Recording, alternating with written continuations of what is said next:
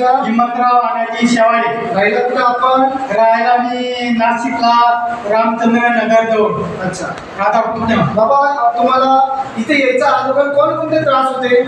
इथं यायच्या अगोदर मला खूप त्रास होते.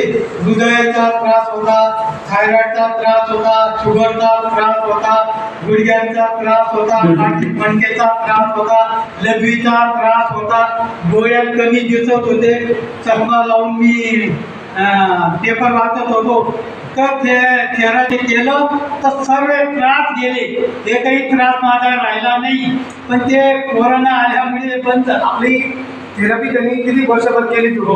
आता बाबा मला सांगा की या त्रासाला बरं करण्यासाठी तुम्ही किती दवाखाने केले? या त्रासासाठी मी कमीत कमी 5 लाख रुपये खर्च केले. काही फरक पडत नाही. या थेरपीचा लाभ या ठिकाणी आपण वर्षभर तुम्ही यूज केला, फरक जाणवला तुम्हाला? बिलकुल. सर्व नायनाट झाले. पूर्ण सर्व आजार गेले माझे. अच्छा, सर्व आजार गेले. हो. आता तुम्हाला या थेरपीची माहिती कोणी दिली होती त्यावेळेस? ते थेरपीची माहिती माझी असेच एक मंदिरात गेलो होतो. एक मित्राने दिली होती मला. असं पॉम्पलेट दिलं होतं. हां. ते पॉम्पलेट घेतलं आणि मी डायरेक्ट ते मालेगाव स्टँडकडे होतं आधी सिटीत. हो. तिथं गेलो. तिथं 6 महिने केले. परत इथं आलो. इथं 6 महिने केले. 1 वर्षात सर्व आजार पडायले माझे. Very good.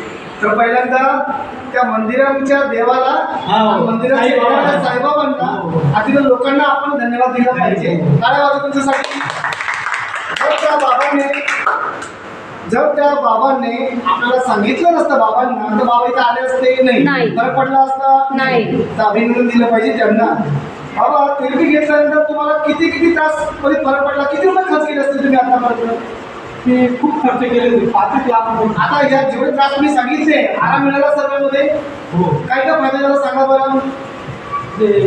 डायलिसला, गुडघ्यांना जेवढे त्रास सांगितले, दुधाचा त्रास होता. फायदा झाला? हो, ओके झाला. आणि लघवीचा त्रास होता. मला 50 रुपयाची गोळी घेतल्याची वेळ लघवीमुळे व्हायचे की पोट उडून जायचं. तोही त्रास कमी झाला.